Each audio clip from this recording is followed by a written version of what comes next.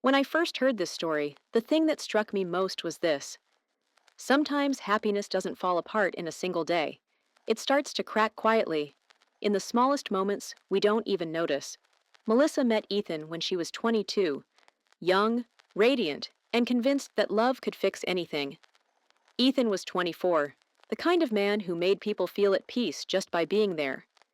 He didn't talk much, but when he listened, Melissa felt seen, understood, and loved in the right way. They got married after just 1 year. Too soon, maybe, but when two people are lost in love, time feels irrelevant. They rented a small apartment, bought their first furniture with their savings, and in the simple rhythm of daily life, cooking, doing laundry, watching movies on weekends, they believed they were building something that would last. Ethan was a family man. He worked hard, called her before coming home, and never forgot to bring her small bouquets on anniversaries. In those early years, Melissa lived in the warmth of being truly loved. She adored the way he looked at her, the way he'd rest his hand on her shoulder in a crowd, as if to say, "You're mine." Everything seemed perfect, so perfect that no one thought it could ever change. You know the kind of marriage I'm talking about. From the outside, it looks unshakable. But what Melissa didn't realize was this. Love doesn't survive just because you once made promises. It needs to be nurtured, with understanding, and with a shared desire to keep growing together. And the moment she started believing happiness was something guaranteed, the first cracks began to show, faint, almost invisible, but enough to change everything forever. Here's something most people don't want to admit. Sometimes a marriage doesn't fall apart because someone did something wrong. It falls apart because you stop recognizing the person you've become in it. By the 4th year of her marriage to Ethan, Melissa had everything she thought she ever wanted. A cozy home, a loving husband, quiet dinners together. But somewhere in the routine, she began to feel an unfamiliar emptiness. It wasn't because Ethan changed. He was still the same, gentle, caring, always asking what she wanted for dinner. But that very steadiness made her feel invisible. She was no longer the girl who made someone's heart skip a beat. She was a wife, part of a safe but predictable routine. Stable, yes, but dull. Then came Ryan. He was nothing like Ethan, quick-witted, funny, and had a way of looking at her that pierced through her calm exterior. Ryan knew how to make her laugh, knew how to notice things Ethan no longer mentioned. A few harmless texts after work, casual coffee breaks at noon, and Melissa began to feel something she hadn't in years. Desired. She told herself, I still love my husband. This is just a little fun, but that's the trap. The comfort trap. When we grow too used to feeling safe, we start craving something that makes our heart race again. And in one brief, reckless moment, the thin line between harmless and betrayal disappeared. Melissa said it just happened by accident. But deep down, she knew. Nothing about it was accidental. Every lingering glance, every message she hesitated to delete, was a choice. And that choice slowly pulled her into a spiral she could no longer control. One afternoon, Ryan's hand brushed against hers at a cafe, and Melissa's heart raced, like the first time she ever fell in love. But what she didn't realize was this. She wasn't falling in love with another man. She was trying to fall back in love with herself, through the eyes of someone new. And that was the beginning of the betrayal, not of Ethan, but of the woman she once took pride in being. That day, Melissa remembered clearly, an afternoon that seemed ordinary. She left work early, her makeup still perfect. Ryan suggested grabbing a coffee, but she was the one who said, "Why don't we go to my place, just for a little while?" The words slipped out softly, like a sigh. Yet somewhere deep inside, she knew she had already crossed a line she couldn't uncross. The apartment was bathed in warm sunlight, the scent of her perfume mixed with freshly brewed coffee. They talked, laughed, then silence fell, and sometimes silence is more dangerous than any word. Moments later, the last boundary broke. In her mind, reason screamed, "Stop!" But her heart had already surrendered. craving the feeling of being desired again. What she didn't know was that, at that exact moment, Ethan had also left work early. He stopped by the flower shop near his office, picked out a bouquet of white lilies, Melissa's favorite. He wanted to surprise her, simply because he missed her. In his mind, he pictured her smile when she opened the door. But when the door swung open, what he saw froze him in place. Melissa turned around, the bedsheets tangled, Ryan still too stunned to cover himself. Ethan stood there, holding the flowers, his eyes blank, unblinking. He didn't shout. He didn't ask why. He just stood there for a few seconds, long enough for 7 years of love to turn to ash. Then he set the bouquet down on the floor. A single petal fell, soft as a sigh. Ethan turned away. No words, no second glance. Melissa leapt up, crying, calling his name, fumbling to pull her shirt back on as she ran after him. She pounded on the door, but he didn't turn back. Only the sound of an engine starting, then fading into the distance. In that moment, Melissa said, it felt like her heart stopped beating. Not because she was caught, but because she realized the man who once loved her, with everything he had, was no longer there in his eyes. She collapsed onto the floor, her tears falling on the white lily petals scattered around her. Ethan left, taking with him not only the pain, but the most beautiful part of who she was. And that's what Melissa never saw coming. An affair doesn't just steal your partner, it steals your faith in your own worth. The bouquet remained on the floor, wilting day by day, a symbol of a love once so pure, it could make even God go silent before humans destroyed it themselves. After that fateful afternoon, Melissa's life collapsed in just a matter of days. Ethan vanished. No texts, no calls. She dialed his number dozens of times, only to be met with the cold, endless ringing on the other end. Every message she sent, apologies, pleas, promises to change, disappeared into silence. The man who used to be beside her every morning had become an unreachable shadow. The news spread at work faster than she could imagine. In small offices, rumors always have wings. Ryan was fired, and in his panic, he blamed her for everything. "You dragged me into this," he shouted before storming out. And Melissa, drowning in shame, resigned on her own. Within a few days, she had lost both her job and her dignity, two things she once believed would protect her from the emptiness of her life. Her family was devastated. Her mother cried, her father stayed silent, the kind of silence that makes a whole house feel cold. "What have you done with your life, Melissa?" That question haunted her for years. Friends began to drift away, not out of hatred, but helplessness. They didn't know what to say, how to look at her. To them, she was no longer the cheerful, confident woman they once knew, but someone drowning in the weight of her own mistake. Every night, Melissa sat alone in the empty apartment, staring at the cold side of the bed. She wrote dozens of letters to Ethan. Some never sent, others sent but never answered. In each line, she begged not for reconciliation, but for forgiveness, just so he would know how deeply she regretted what she had done. But Ethan's silence was the clearest answer of all. He filed for divorce, left the city, and a few years later, started a new family. When Melissa heard that he had twins, she cried and smiled through the tears. Maybe, she thought, that was the ending he truly deserved. As for her, she kept living, but more like a ghost wandering through her own life. Every time she looked in the mirror, she no longer recognized the woman staring back. She hadn't just lost her husband. She had lost the part of herself that knew how to love, to trust, and to live with meaning. Time passed, but for Melissa, it felt like everything had stopped the moment that door opened years ago. Even now, she couldn't sleep through the night. Sometimes, in the dark silence, she swore she could still hear it. The sound of the key turning in the lock, the soft thud of flowers falling to the floor. And her heart clenched again, as if being stabbed all over. Melissa slowed her life down, avoiding every new connection. She went to work, came home, and hid in the quiet of her small apartment.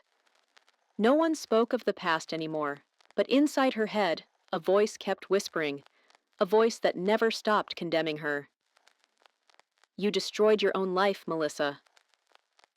You don't deserve to be loved. And then one day, as she turned 30, she finally realized the thing that hurt the most was no longer losing Ethan. The deeper loss was losing the image of the woman she used to believe in.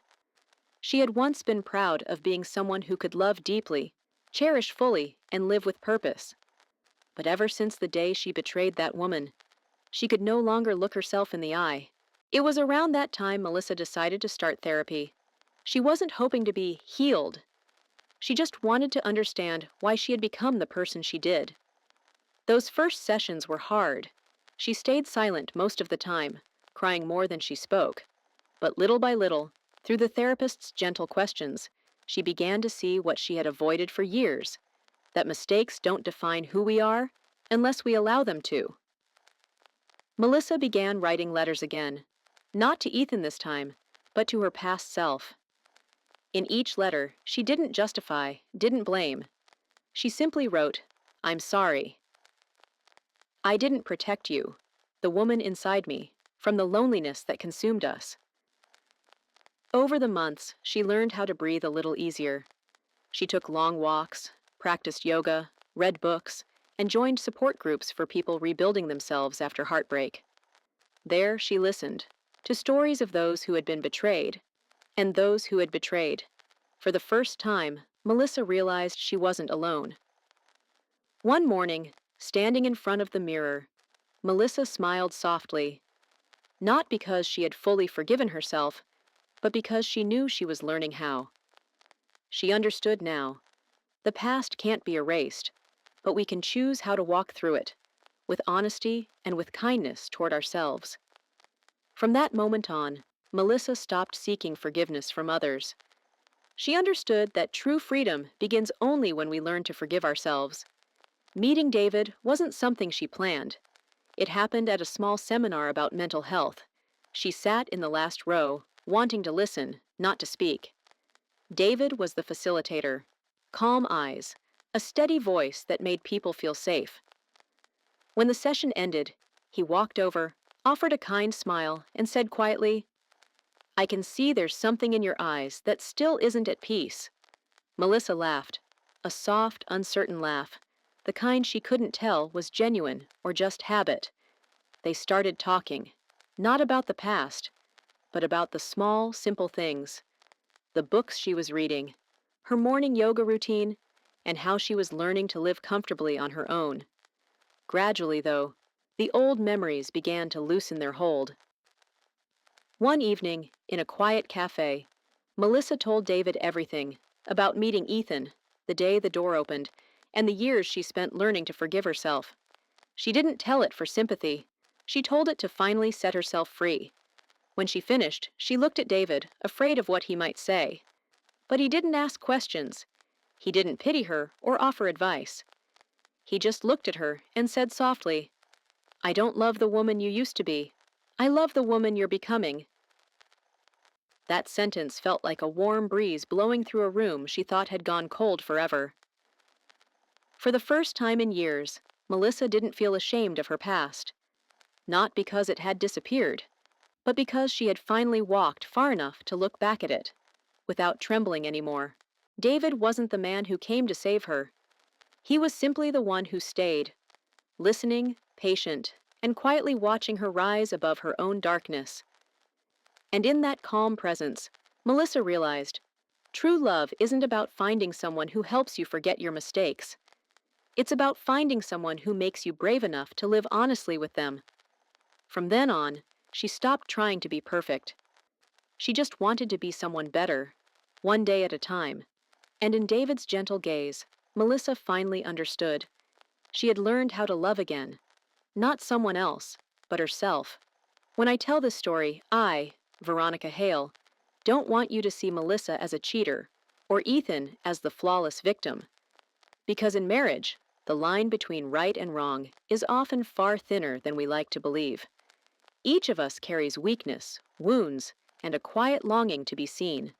The real question is, What do we do when we start to lose ourselves? Melissa's story isn't an excuse for infidelity, it's a mirror, a reminder that betrayal doesn't begin in someone else's bed. It begins the moment we stop respecting ourselves. When Melissa chose silence over honesty, when she turned away from her loneliness instead of facing it, she betrayed herself long before she betrayed her husband. And the outcome of running from the truth is always loss. As for Ethan, he proved that strength isn't always about holding on. Sometimes it's about walking away. He didn't scream. He didn't seek revenge. He didn't try to prove anything. He simply left, carrying with him the quiet dignity of a man who knew that love cannot survive where trust has died. Melissa lost everything, but within that loss, she found something greater: the meaning of self-respect and the power of facing herself without fear. She learned that remorse can't rewrite the past, but it can reshape the future by teaching us to live more honestly, more deeply, and more kindly with the person we are becoming. If you've ever been betrayed, remember this: you don't need revenge to find justice. And if you've ever been the one who betrayed, remember, no one can truly forgive you until you've learned how to forgive yourself. Because in the end, marriage, or any relationship, is simply a reflection of how we treat ourselves. When we're honest with who we are, we'll never need to hurt others with lies. And that is the greatest truth this story holds. When I work with people rebuilding after heartbreak, the phrase I hear most often is, "if only." If only I had seen the signs. If only I hadn't rushed into it. If only I'd known myself before I promised forever. But marriage doesn't live in if only. It lives in now, and from this moment forward. The first lesson from Melissa's story is this: don't get married before you truly understand yourself. Love can make you fall, but only maturity can help you stay. If you don't yet know what you need, what you fear, or how far your forgiveness can reach, then marriage isn't where you'll find those answers. It's where you'll pay the price to learn them. Don't love just to fill an emptiness, because when the emptiness is inside your soul, no one else can fill it for you. Melissa was searching for desire, but what she truly needed was to learn how to love herself. Love should never be a crutch for loneliness. It should be a reward for growth. And if you've ever been betrayed, like Ethan, remember this: calm is power. Walking away in silence isn't weakness.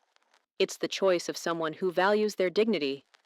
Revenge might give you satisfaction for a moment, but peace will set you free for a lifetime. And if you're the one who made the mistake, take responsibility and start over. Not to earn forgiveness, but so you can look in the mirror without lowering your eyes. Forgiving yourself doesn't mean forgetting. It means accepting. You were wrong, you paid the price, and you deserve to live better. Starting today. Marriage, in the end, is a journey of growing together, or a journey of learning to grow from what was broken. And only when we dare to face ourselves can we love without losing who we are. Because sometimes what matters most isn't who we love, but who we become because of that love. When I tell this story, people often ask me, does Melissa deserve happiness again? And I always say, everyone deserves happiness, but only when they've truly changed. No one is born perfect. We all have moments of weakness, mistakes that can't be erased. But maturity isn't about never falling. It's about having the courage to look directly at where you fell and still choose to stand up, to live more honestly, more kindly, more humanly. Melissa lost everything, but she learned something far greater: that love is not the salvation of life. Love doesn't save us. It can inspire us to be better, but only dignity and truth can truly transform us. Ethan, through his silence, taught her that some pain needs no noise. And Melissa, through her long, painful journey, proved that rebirth is possible, not by being forgiven, but by choosing to live truthfully every single day. And maybe that's the final message I want to leave with you, the one listening right now. If you're in a relationship, cherish it, with your presence, your honesty, and your willingness to listen. If you're carrying a wound, whether from betrayal or regret, Give yourself time to heal. Because true happiness doesn't come from being forgiven by someone else, but from the moment you finally forgive yourself. Thank you for staying with me through this story. If something in it touched your heart, share your thoughts in the comments below. I read every message you send because every story, yours included, holds its own kind of truth. Don't forget to like, subscribe, and share this video with someone who might need a gentle reminder about love and about self-respect. I'm Veronica Hale, and this is Love and Lies TV, where we don't just talk about heartbreak, we learn how to rise from it, to live, to love, and to become whole again.